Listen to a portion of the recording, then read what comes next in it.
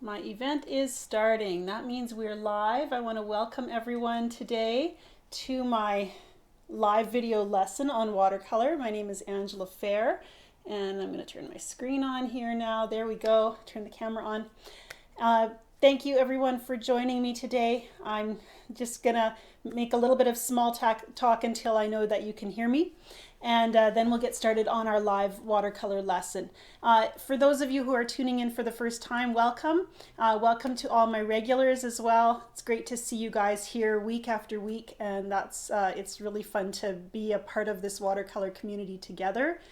And I want to thank everyone who's took the time to wish me a happy birthday. That was yesterday. I turned 40, and I feel fantastic. I was saying to my kids, I can't feel sorry about turning 40. I know it's a milestone many people dread.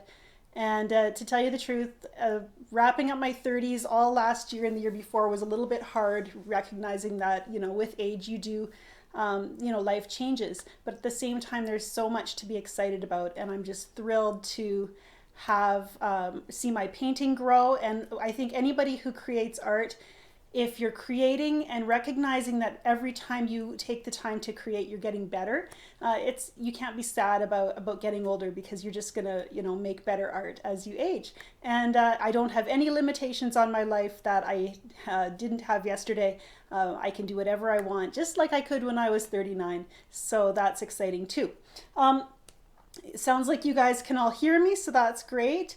And yeah, I'm having a good hair day. This should have been my day for doing a birthday selfie on my Facebook page instead of yesterday when I didn't do my hair. But oh well. Yeah, thank you everyone for joining me today. We're going to move right into our video lesson. If this is your first time joining me for a live video class, what I'm going to do is this lesson comes in two parts. I start out with a little bit of a pep talk. I start talking about some of the artistic thinking I've developed over the years.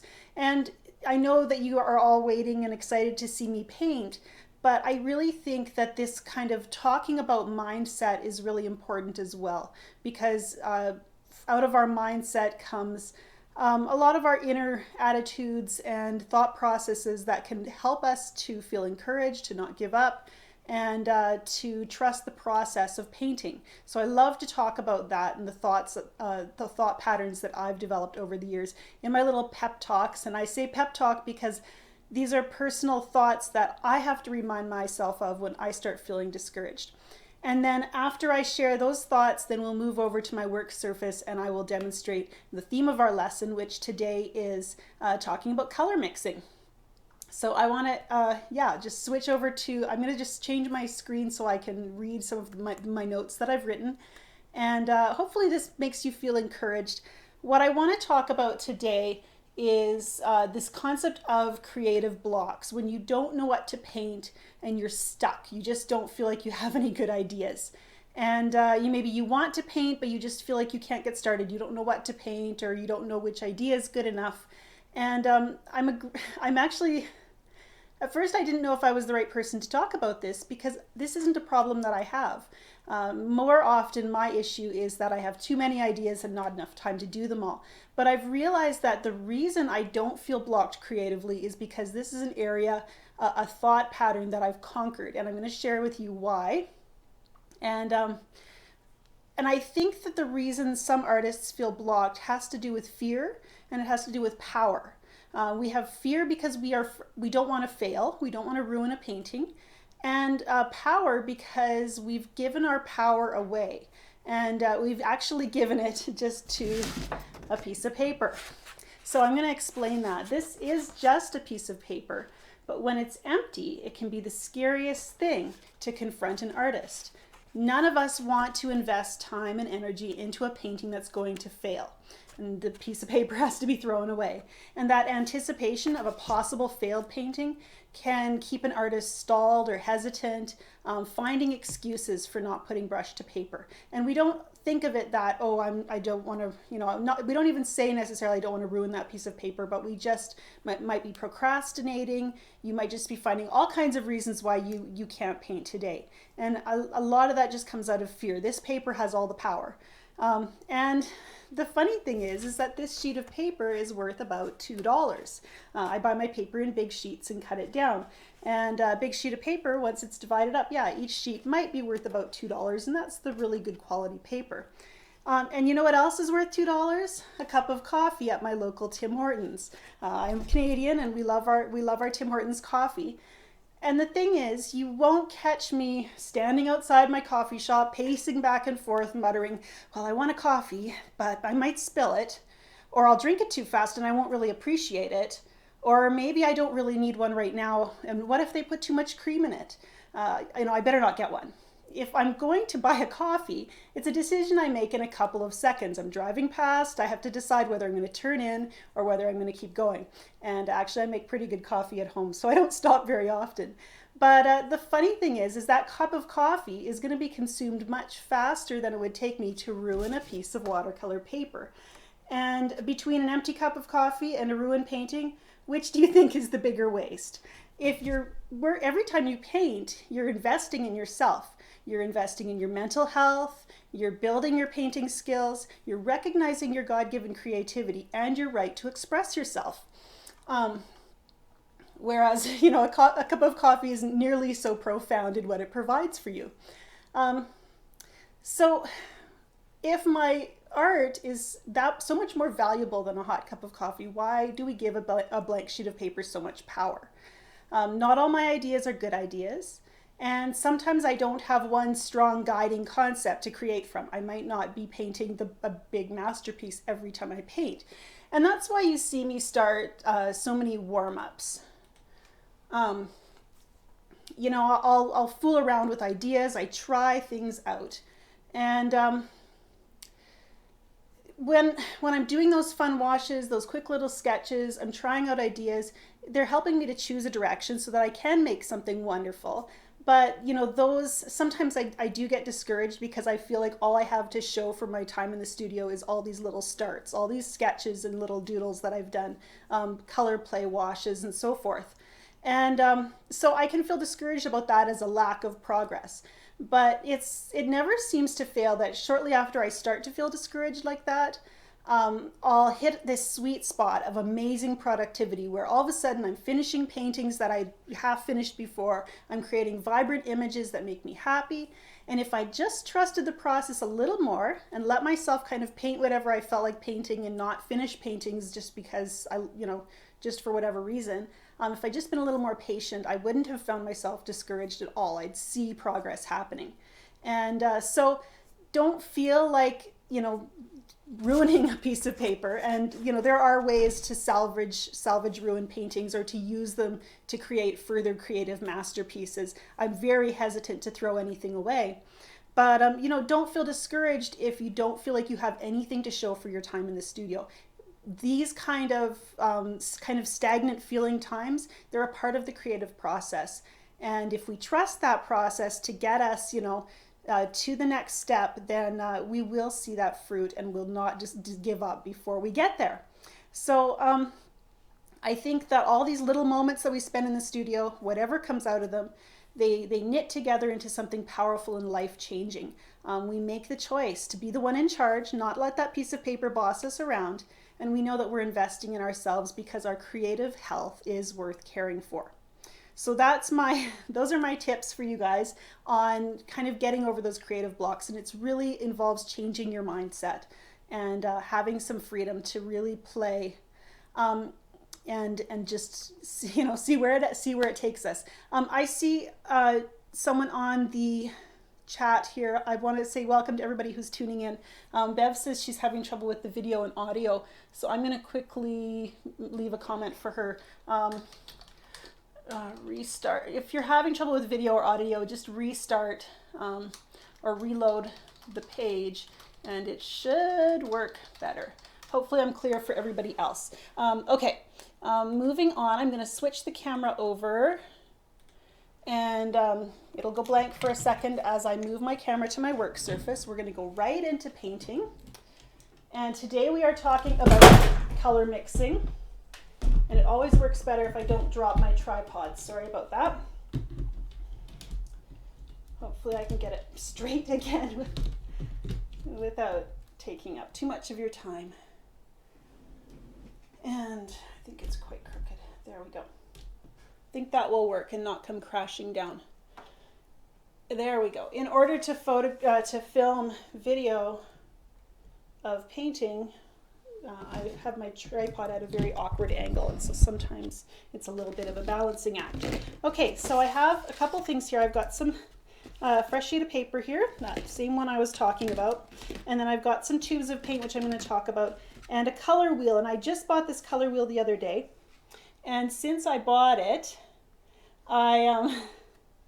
I've read an article talking about how this color wheel isn't actually accurate anymore. We'll talk about that in a second.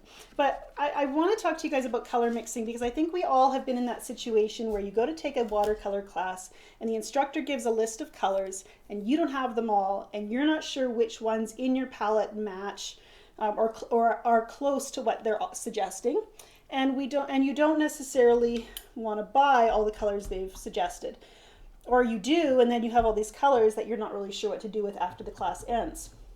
So I want to talk about color mixing, because what happened for me is I live in a rural area, and I have limited access to watercolor supplies. And so what happens is then I have to make do, and I'm forced to do that. So my mindset has always been use what you have. Don't just go out and shopping, because around here I just can't. And so that has given me a very flexible approach to watercolor. And I'm just throwing some colors here on paper, and I'll explain them in a second. But it gives me a very flexible approach to choosing colors in watercolor. And I like to go by basic principles: warm colors and cool colors.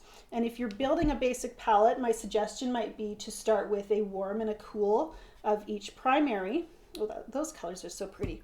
And so that might mean a warm red, like a tomato red, and then a pinky red, which is a cooler red. It's a little bit more blue toned. A warm yellow and a cool yellow, although really kind of a medium yellow is just fine. A warm blue and a cool blue. This one's on the cooler end of the spectrum.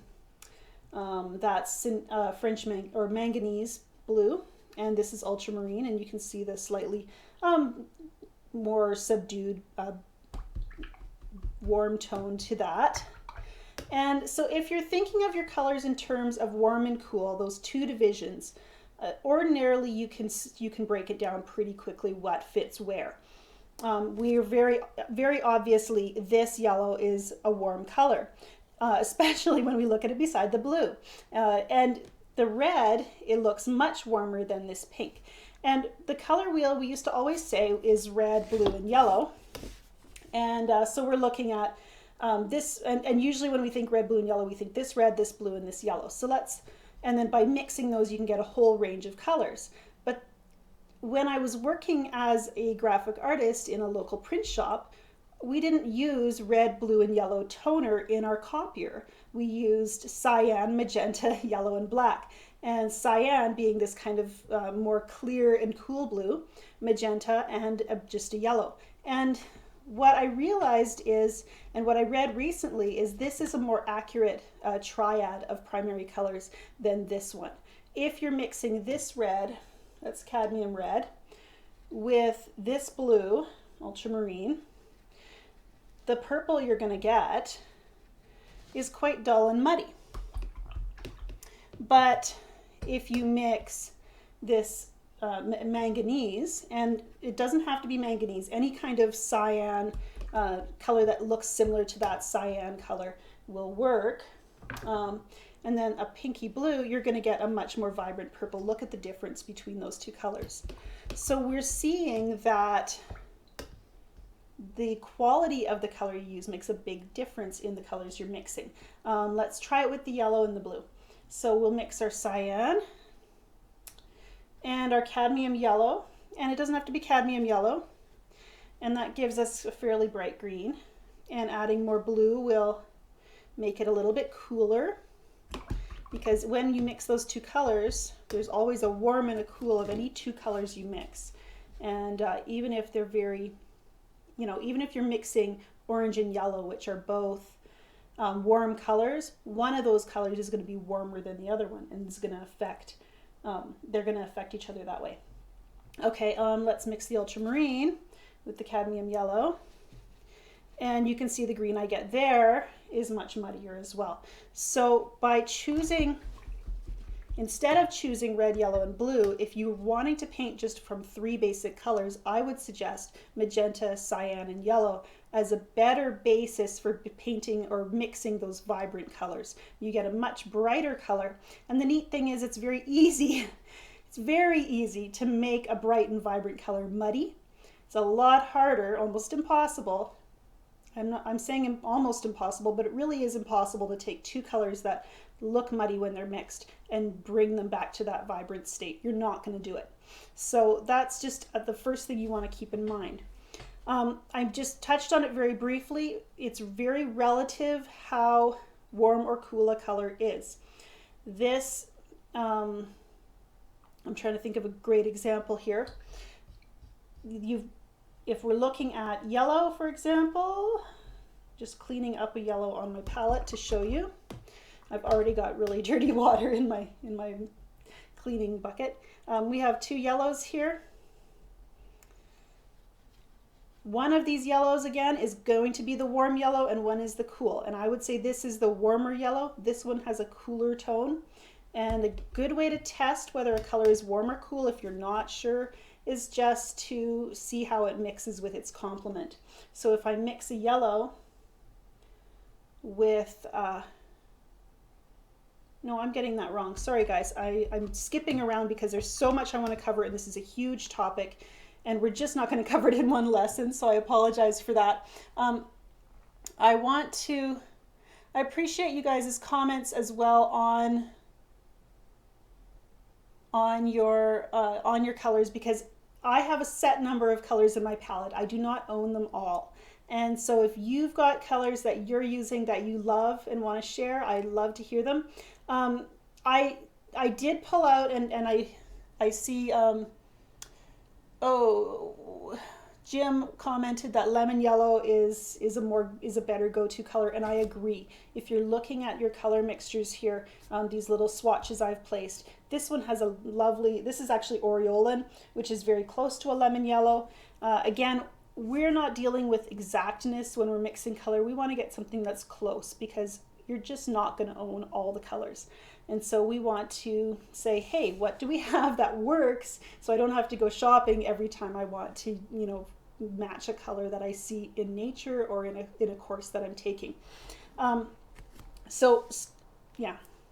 So if you're wanting if you're having trouble with muddy colors, one thing I would suggest is just taking a look at your color wheel. Are you using, you know, a red that's that's not going to get that beautiful pure purple? Use the magenta. You'll get a much more vibrant color. Use the cyan instead of ultramarine, and you'll have that much more vivid color mixture. I wanted to look as well at, and I want to come back to this in a minute, but I wanted to look as well at Daniel Smith. And I love Daniel Smith watercolors. I've got 4 colors right here, and 2 of them are my favorite go-to colors in my palette. When I'm looking for greens, I'm often juggling back and forth between undersea green and green gold.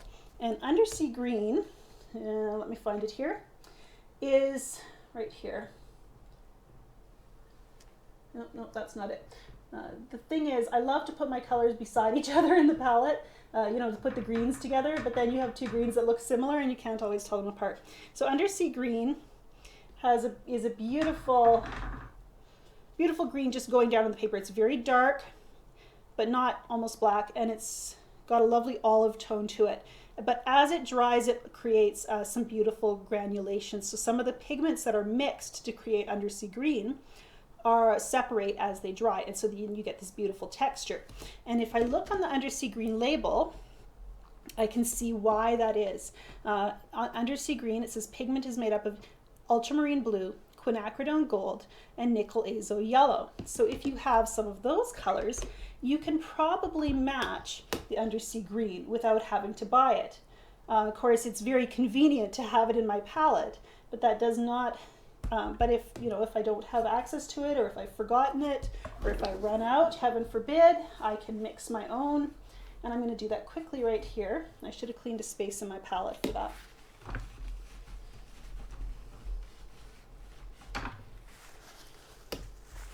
Okay, so what did I say? Ultramarine blue. And ultramarine blue is probably the main agent of creating that granulation where the colors start to separate, because ultramarine blue just does that naturally on its own. And then Nicolazo yellow, which is one of my favorite yellows. There's a little dab of it right there. And it's a little bit of a, that's not a very good sample actually. There we go. It's a little bit more of a kind of a mustardy color. And then the third one was quinacridone gold, which is kind of a little bit more of an orangey version. I'll show you a sample of that as well. We see the ultramarine blue over here. Quin gold is right there. So it's a little bit darker, kind of orangier yet. And I would say if you don't have one of those yellows, if you don't have the quin gold, you probably could still get a fairly good match to undersea green just by mixing the Nicolazo yellow. So well, that's, okay, so now here I am mixing, and I'm gonna try to match this. This one right now, I'm hoping you guys can see, hoping the light is good enough so that you guys can see the differences between some of these colors. Right now, when I paint this beside this swatch, this is the best way to tell whether your color is cool or warm.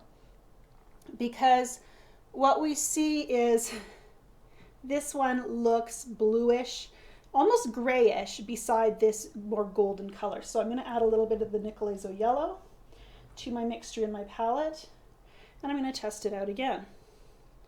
And how's that looking? That's actually quite close. I'm going to call it close enough. And for me, it doesn't have to be exact. Enough is good enough. And so by changing up the mixture, I can make my faux undersea green warmer, or I can add more blue to make it cooler. And yet these colors fit together because they're all made of the same thing, but I get this beautiful variation. So if I was using this undersea green, if I mixed it myself to paint a leaf, I might use this more bluish tone, a little more ultramarine blue in the shadow areas, and add more yellow or quin gold to create the sunlit areas. And not only that, but because I know that Nicolazo yellow goes well with undersea green because it's already in a compound in the paint, I could touch in a little bit of quin gold, or Nicolazo yellow, sorry, into one area of my painting and add that yellow and know that that color is going to mix really well and complement what's already on my paper. So knowing what's in your color not only helps you to mix it, so you can look it up online if you're not sure, you want to try out a color, maybe you want to order it but you're not sure you'll like it, you can try and mix a little bit of it on your own. And then you also know what goes with it when you're painting, and can, you know, make it more yellow. I can tweak my undersea green by adding the yellows and the blues that are already in it. So I think that's really cool to see. There is, I did talk about, I'll just mention these other colors that I have here. This is Daniel Smith's brand new Rose Madder Permanent, but when I look at the side, I see that it's made of quinacridone coral, quinacridone red, and quinacridone magenta. And the proportions, of course, are what makes the color so beautiful. But if I have any of those three colors, or all of them, I can get something similar to this brand new color and get to know it and see if I like it. And knowing that Daniel Smith is quite fearless in mixing pigments in order to get beautiful new colors gives me the freedom to play with my colors and see what I can get. Rose of Ultramarine is made of ultramarine blue and quinacridone red. I can get a beautiful similar color by mixing ultramarine blue with maybe my quinacridone magenta or my quin coral. I'll get different variations of this pigment, and this is a beautiful color. And my green gold, which is Nicolazo yellow and phthalo green. So that's why green gold is such a beautiful, vibrant golden green. And I love green gold, is because it's yellow and that brilliant, brilliant phthalo green, which is somewhere in my palette. I'm not going to look for it right now. But, you know, by knowing what those colors are made of, we don't have to buy them all. We can mix them. There is a place for neutrals in everyone's palette. And it's a great idea to kind of have a feel for what colors make vibrant mixtures. And then you want to look for these clean and bright colors. you know, magenta, cyan, your most brilliant yellow. Colors that have a little bit of muddiness to them to begin with aren't going to make a bright and pure mixture on their own. And but at the same time, it's great to know which neutrals are going to work well together. I'm going to grab my very favorite neutral mix, and that is burnt umber right here, and cobalt blue. Ultramarine blue works as well. And so, whoops, your burnt umber is definitely a warm color. It's a brown with a hint of orange in it. Your cobalt blue, of course, is your cool color. When you combine those two together, and I'm going to do that on my palette over here, you're going to get a beautiful gray. And that gray is going to vary depending on the proportion of colors you're using. I'm running out of space here. So here's kind of a blue gray. And I can add a little more brown to it to get a warmer gray that's almost brown. Or I can increase my cobalt blue and get a stormy blue gray. That could go even a little bit more blue. And yeah, beautiful colors, beautiful grays that make, you place that beside, you know, a vibrant, strong color, and it's going to look just that much more neutral. And color is very relative. Once again, this gray right here, it looks like a brown beside this bluer gray. But if it was beside a brown, for example, the original brown, it's going to look cool. So, you know, it's very relative as to whether your colors are warm and cool. It's what they're beside that makes the biggest difference. I'm going to grab a new sheet of paper, and I'm also going to take a second to look at the comments. So if you have specific questions about color mixing, we can address those as well. There's a good piece of paper to use.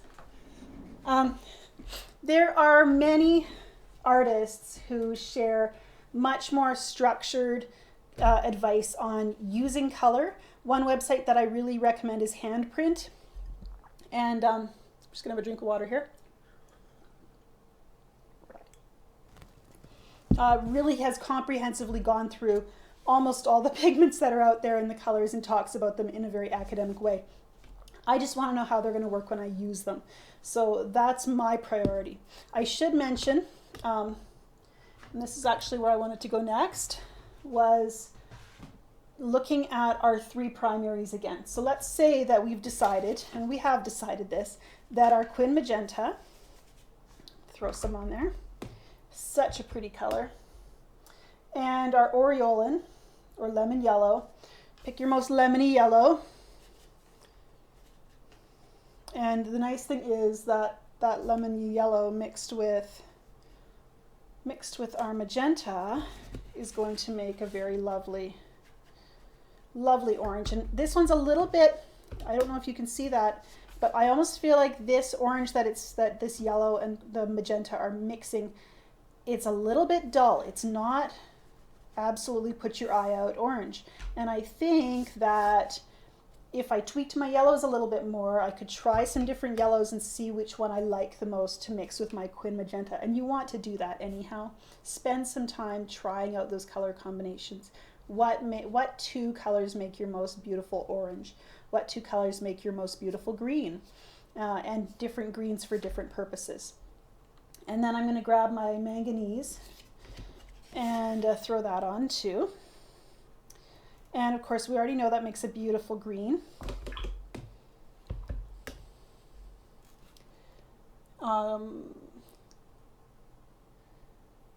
Great comments, everyone. Don't worry about the self-promotion, Joe. I sure appreciate you taking the time to be here and share your insights. I love hearing everybody's perspectives. Don't feel like you don't know what you're talking about and you better not speak up. If you've experienced something, certain color combinations that you love, you know, we can share those with each other. It's not just all about what I know, because I have not learned it all. And really, sometimes I feel like my world is very small. I'm in the studio working with what I know. And I have to remind myself continually to try different things, to branch out. And, you know, I'm only going to know what I've experienced and taken the time to study. And I just can't do it all.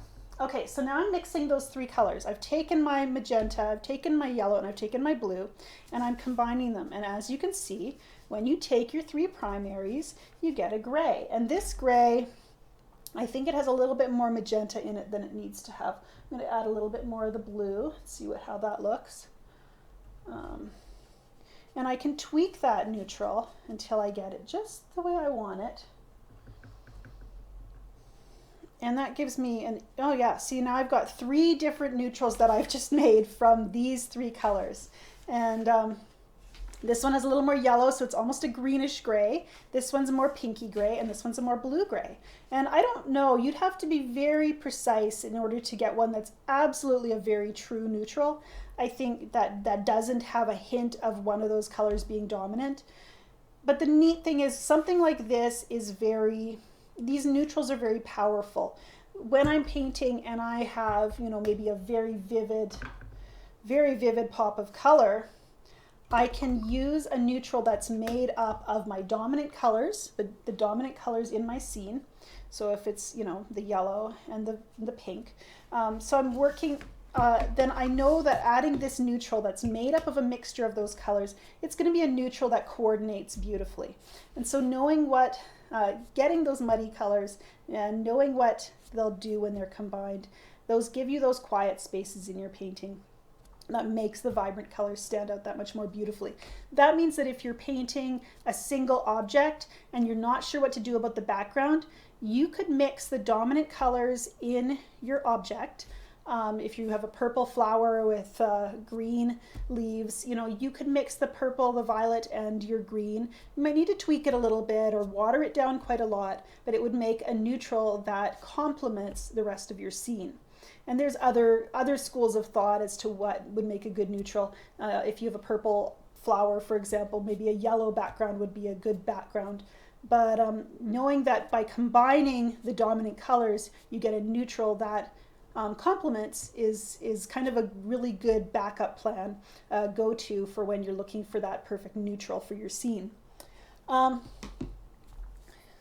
Oh my goodness, so many comments. I don't know if I can get to them all. So I'm going to just take a look at your comments. We're not painting any specific objects today, but we're just thinking about color mixing. Be willing to take the time to go back and forth. Over here on my palette, you know, I've been mixing my undersea green variation. And as I mix it, it changes. I can add, you know, if I overdo the Nicolezo yellow, then I have to go back to my ultramarine blue and add a little bit more there. And if I start to run out, then I have to mix it all over again. So what I like to do is as I start to run out of a color that I've specially mixed, I like to plan ahead so that I don't run out of it. Before I ever run out, I might be painting my image. I need to go back and get more paint. What I do before I dip my brush in and take more paint out is I put a little more paint in. That might mean just grabbing a little bit of those base colors, adding, painting, rinsing my brush maybe a little bit so I can get some water to add to that, going back to those colors. So I'm always kind of topping up. It's kind of like, yeah, it's just topping it up so you never run out. So I'm always going back and adding a little bit more color. Then if the mixture does change a little bit as I'm painting, the change is going to be so gradual. It's not like mixing two complete separate batches of paint. You're just always tweaking it a little bit. I hope that's a helpful tip for you when it comes to color mixing. Okay, comments, questions. I'm going to take a look. I see that everyone, or some of you are going to love making color swatches. Personally, I don't love it so much. I would much rather play with these splashes of color on my paper and just see what I get. Here's the beginning of a painting where, you know, I've been mixing a variety of colors and seeing what comes out of it, and you know, what's vibrant, what's dull, and making kind of a mental note as I paint what works and what doesn't. I have questions. Sorry, I'm just drinking water. I'm very dry today. Great comments. Maxine Perry says, for olive, I've used a green gold plus red plus green. Great idea. Really, when you're working with green, most of the time, greens from the tube are going to be very, very strong. And they might not look like something, they might look kind of chemically to you, like something that didn't come from nature. A great way to tone down a green and get a little bit more olive into it is to add something warm, like add a red, add an orange, and you'll tone it down a little bit. Suze asks where I buy my paint. Is there a good place in Canada to order from?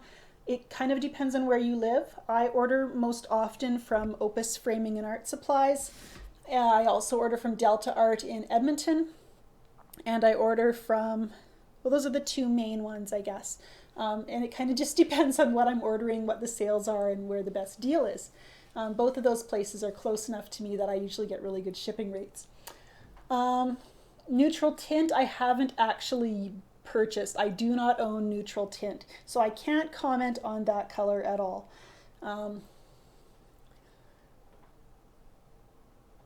More questions, just taking a look. Feel free, yeah, I love the idea of having a sketchbook or a piece of scrap paper beside you so you can make comments and notes on color mixes. Personally, what I like to do is I'll mix a new color and then I'll use it to death. I will use that color in everything until I just know it so well. Oh right, that perfect peach comes from mixing that yellow and that red. And once I've used it 20 or 30 times, it's a little easier to remember. Now I've used it, I've got the experience. And that's really my favorite way of learning. More questions, taking a look.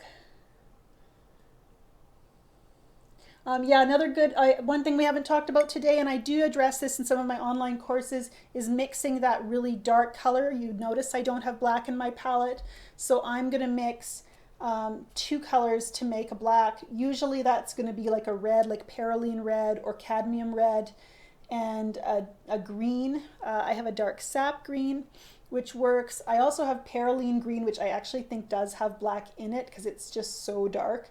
So sometimes I'll just go straight there. So you want to choose a really rich color, like a really rich blue or green, and then mix it with a really rich orange or red. It's complement.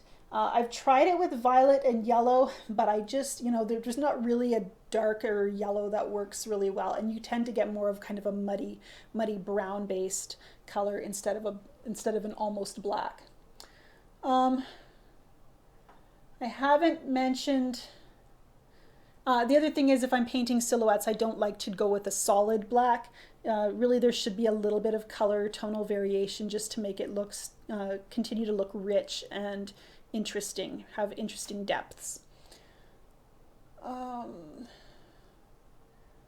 Further questions? Watercolor Misfit. I will check out that site because I hadn't heard of it before. For a good idea for a color chart. Yeah, Joy mentions that Daniel Smith, she didn't know Daniel Smith had their pigment names on the side of the tube. Daniel Smith does. Not all companies do that. It's interesting when it comes to paint. The information on the side of the tube varies depending on which company you're dealing with. So sometimes you have to go on the website to find out which pigments are used. Sometimes they just use pigment numbers and they don't use the names. And so it just really depends on which colors, which company you're dealing with. I love that the colors are written on the side of the tube because I do not memorize pigment numbers at all. You guys are great comments from everyone. I just don't think I can go through all of them. Joe, if there's any that I should address, can you mention them up on the screen here? Velma has a tip for comparing colors, matching colors with putting a hole in a piece of paper and then putting it over the color you're looking at, and that is a good way to isolate that color and to get an idea of it on its own. In fact, what that really works well for is if you want to paint glass or silver, anything that's shiny and metallic, we tend to think, oh, we need to buy silver or gold metallic inks, and that's not true. What those metals are doing is they're reflecting light and they're reflecting the objects around them. So if you can isolate those colors, and sometimes that means, yeah, doing the whole little pinhole thing where you just see that little section, then you can get an idea of what you're actually seeing. And there's some really amazing watercolor paintings that are painting chrome or crystal, different objects that you and I would think of as shiny and metallic, but they're using traditional watercolor paints and no metallic inks. So, you know, it's a really good exercise if you're wanting to learn how to really see color and kind of divorce it from the object, but learn how to separate all those little individual elements and see the true colors in a shape. Yeah, this berry artwork, I did this as a little demonstration actually when I was teaching my children's junior high art class, and I'm still kind of waiting to see what details need to fall into place next. I did a little bit of negative painting around this edge here, and these berries, they're actually rose hips. They need to be defined, and I think I need some stems in here, but I don't want to overwork it, so I'm just giving it some time, trusting the process that as I look at it, I'll see some elements that need to be added.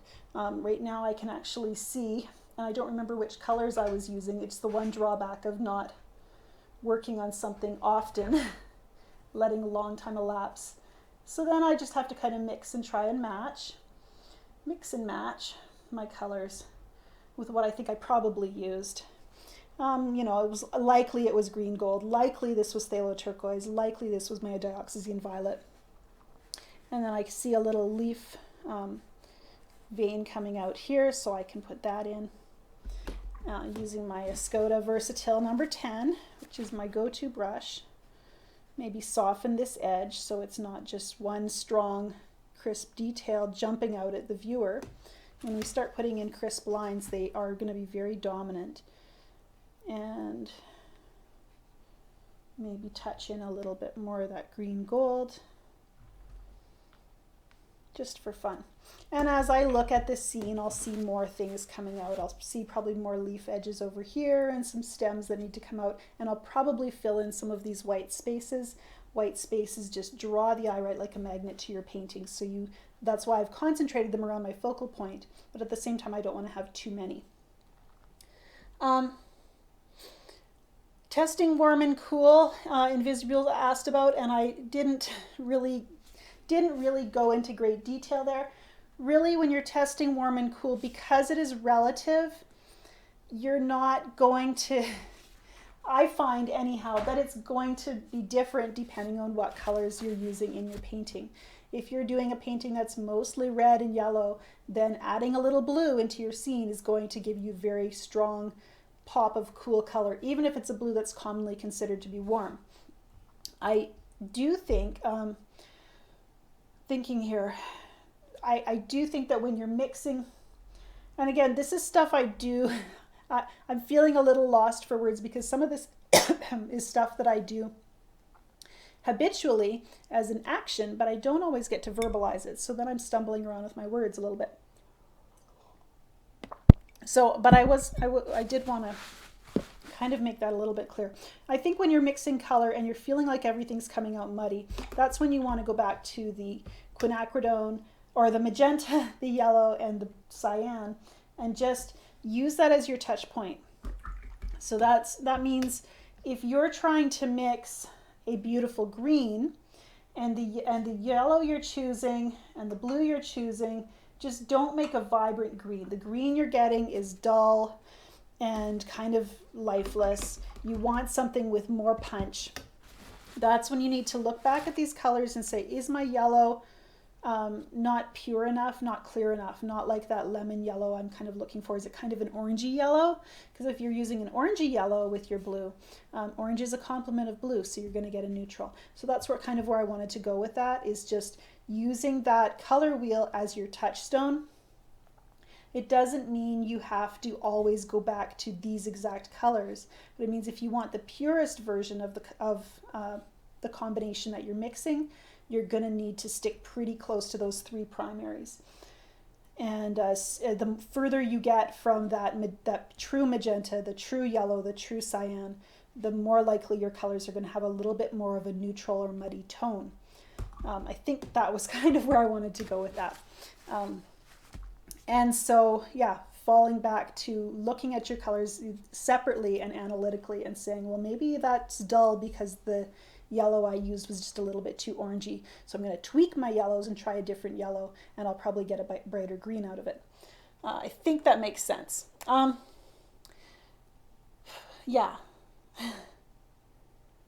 Looking at questions, I appreciate hearing everyone's comments. What I've been playing with here is probably just going to go in the bin.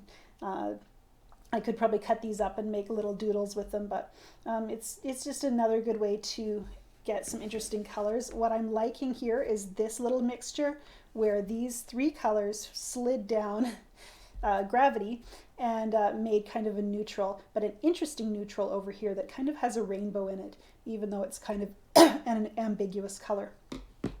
I'm starting to really dry out my throat, so I think we're gonna start to wrap this up. I wanna thank you guys for joining me today. I did get a question from Sarah about the Escoda Rigger brush. I love my Escoda Rigger. It's a soft bristle brush, so that means it holds a lot of liquid, and mine's starting to wear out. It doesn't come to quite as fine a point as it did before, but I love using it because it holds so much paint, and I can paint with the side of it. But it is a very soft brush. If you're used to painting with a stiffer brush, something that has a little more snap to it, then this might be a bit of a learning curve for you. In which case you might like the Escoda Versatil, but you might want to ease into it by starting with a round brush. They do have the softer fibers that kind of mimic the Kolinsky sable, because I have found that natural hair brushes are very soft. Synthetic ones tend to be a little stiffer and snappier. So if you're making that adjustment, the Versatil is a great, it's very close to that soft, the soft natural fibers, but it is still a synthetic brush. I hope that makes sense. I'm glad to hear the broadcast has been so clear. I am still in my home office. I will be moving out to broadcast in the studio soon, but I just didn't quite have everything set up to my satisfaction yet. So I want to thank you guys for joining me. Thank you for the great birthday wishes. I hope that you're making lots of messes on your paper. And if you feel like you're addicted to coffee and have been spending too much time buying coffee, then start buying paper instead and filling it up, and the benefits will be far greater. Of course, you're probably, if you're lucky like me, you can probably afford both, and so that's all good too. You drink enough coffee and who knows what will come off your paintbrush. Appreciate you guys taking the time out of your day, everyone, and I just want to encourage you to check out my other videos on YouTube.